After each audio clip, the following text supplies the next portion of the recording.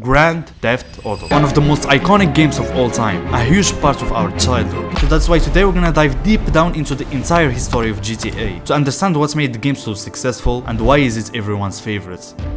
It all started with a Scottish group called DMA. They started working on a game called Race and Chase, in which you would play as a police officer pursuing criminals, in an open world where some races and police chases on the streets happen using the top-down view. It was a pretty good idea and all, but it had a lot of technical issues that caused the team to almost cancel the entire project. But because of a simple bug that made the police more aggressive and intense, yeah, just like that, it made the game a lot more fun and better than it actually is. So they decided to code the game in such a way in which you would play as the criminal instead of a police officer. And because of that, they changed the name from Race and Chase, which was boring, to the famous name that we all know now as Grand Theft Auto.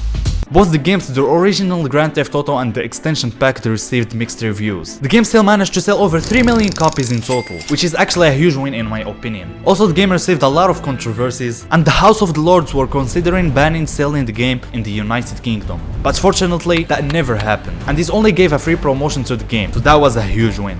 Later in 1999, Grand Theft Auto 2 was released on multiple platforms, like the PC, PlayStation, Dreamcast, and Game Boy Color. The game wasn't a total game changer like the upcoming parts, but man, it really had some great changes. Instead of following certain missions, you now have a new whole level of freedom, allowing you to pick and choose missions from different gangs. The game also introduced side missions and have since followed every game of the series. Oh, what is that? That's a taxi. You can now work as a taxi driver, driving some citizens around to earn some extra cash. You also can become a bus driver and a delivery truck and much more. But you know how it goes. Not everyone was head over heels with the graphics. And because of that, the reviews were again mixed. But hey, you can't please everyone. Neither did it please me, to be honest. But still, that didn't stop the game from selling really good. It sold a whopping 2 million copies in total. Grand Theft Auto 2 flew off the shelves, and people couldn't get enough of it. So they were so excited and patient for the upcoming part of the series, which is...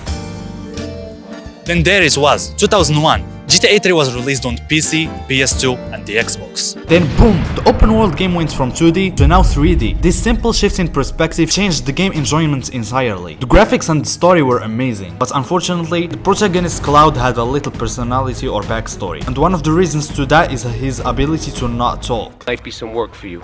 Alright? Speaking of abilities, he also couldn't...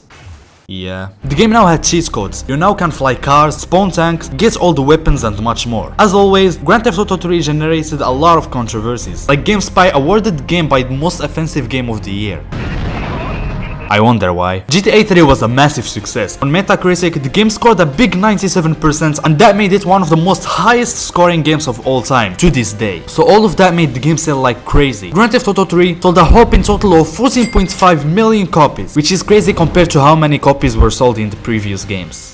GTA Vice City was developed by Rockstar North and published by Rockstar Games. It came out as a PlayStation 2 exclusive, but later it also came out on the PC and the Xbox. The game gave us a more detailed, vibrant and better looking city, and it's called Vice City, which is heavily based on real life Miami. The protagonist now has a whole personality, character and story. He now has the ability to talk, I don't have the money, which made the game feel more alive, not like...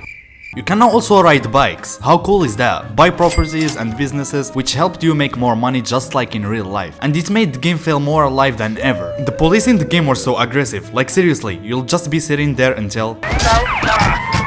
You can now also swim, never mind. Everyone loved the game, from the music to the city to the characters, and a lot more. The game again received some controversies. One of the controversies that started were when the 18-year-old Devin Moore shot and killed 2 police officers, and in a statement to the police, Devin said, "Life is like a video game. Everybody's got to die sometime." And that caused a $600 million lawsuit against Rockstar Games, claiming that Devin frequently played Vice City and his experience with the game led him to commit crimes. But of course at the end, the Supreme Court dismissed the case, and nothing happened to Rockstar. So because the game was well received by the players and reviewers, it scored a whopping 95%, which is less than GTA 3. And I just wanna understand how. It doesn't make sense that this scored more than this. But anyways, the game sold over 17.5 million copies, which proves how great of a game it was. I mean bro, I used to play it when I was 7.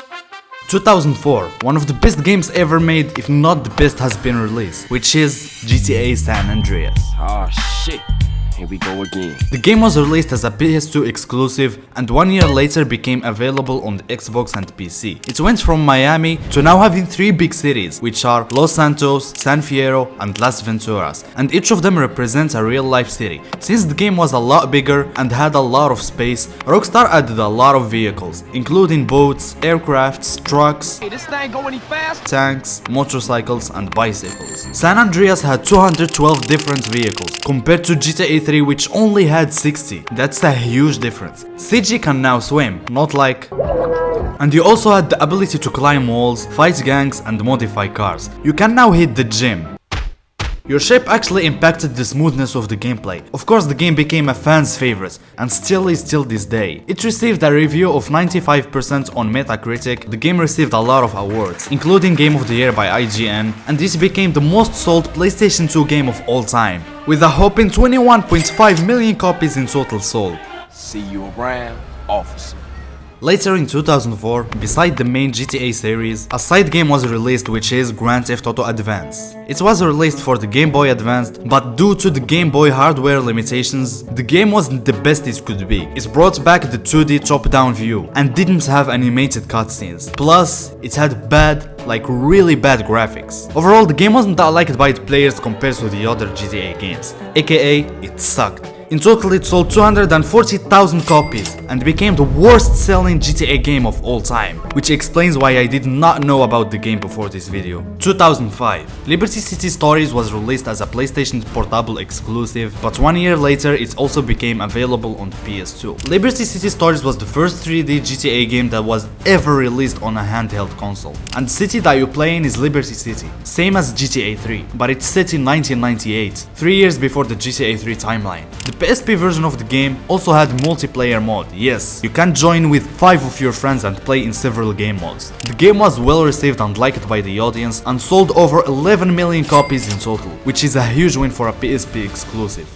2006, another PlayStation Portable exclusive Grand Theft Auto game came out, and 1 year later was also released in the PS2. The game is called Vice City Stories. It came with better graphics than Liberty City Stories, faster loading times, and a far draw distance, and some other improvements. Also, it was based in Vice City, aka Miami, the same city in GTA Vice City. In general, it was a pretty good game, and the audience really enjoyed it, but in total, it sold 6 million copies, which isn't as impressive as the 11 million that Liberty City Stories sold. But I mean, who's complaining? That's still pretty good. GTA 4, my favorite part of the GTA series of all time. Nico, it's Roman. Let's go bowling. It was released in 2008 and is mainly based on Liberty City, which is inspired by real-life New York. To make the city look more realistic and detailed, the team captured over 100,000 photos of real-life New York. But still, that didn't make the map the biggest in the series, and it's only half the size of San Andreas. The game came with HD graphics, which made it look realistic. I do even find this more realistic than GTA 5. It also came with online game modes. You can now do some races, fight with random players and much more. You now have 2 different endings based on your choices, which is not as usual as the past parts of the series. The game introduces the Russian protagonist Nico, which came to America to chase the American dream. Also, here's a quick fun fact. My first ever YouTube video was in 2014, and it was a video of me playing GTA 4 with one hand and holding the camera with the other hand. Anyways, the game sold 28 million copies in total, and its DLCs, The Ballad of Gay Tony and The Lost and Damned, sold 2 million copies in the first year. The game became the second highest ranking game on Metacritic with a whopping 98% out of 100, which is an accurate rating in my opinion for how good the game is. In 2009, Grand Theft Auto Chinatown Wars was released for the handheld consoles, which are Nintendo DS and PlayStation Portable. It featured again the classic top-down view of early games. It was based in China and was a pretty fun quick game. While the game received mostly very positive reviews, it became the second worst selling GTA game after GTA Advance, with a 1.2 million copies sold. But after that, Rockstar introduced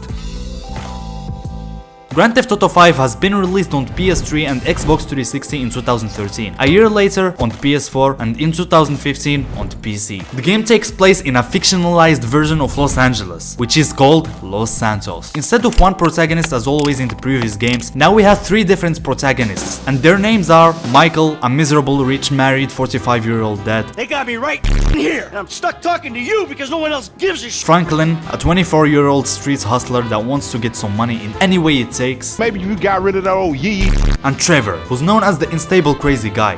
Hey, my girl, man, it's wrong. I gotta someone. You want me to you instead? The game had a third-person and first-person perspective. It had a really big map, but not bigger than the classic map of GTA San Andreas. It also had 348 vehicles in total, which is way more than the 212 that San Andreas had. The game also came with multiplayer. You can now play with your friends some heists, races, hang around Los Santos, and cause some chaos, and much more. The game broke a world record of selling over $1 billion in sales in just the first 3 days, and this record hasn't been broken till this day, which is absolutely wild. As of this day, the game sold a total of 185 million units, which if you combined all the previous GTA games sales, they won't even come close to that number. Later in 2021, Rockstar decided to re-release a remake of the original GTA trilogy, and everyone was so excited from the trailer that Rockstar released. And finally when it was released, yeah, the game was a disappointment gameplay wise. I mean, it had good graphics and all, but it came with a lot of glitches and that caused everyone to make fun of the game, even the GOAT PewDiePie. It's a terrible dog shit remake.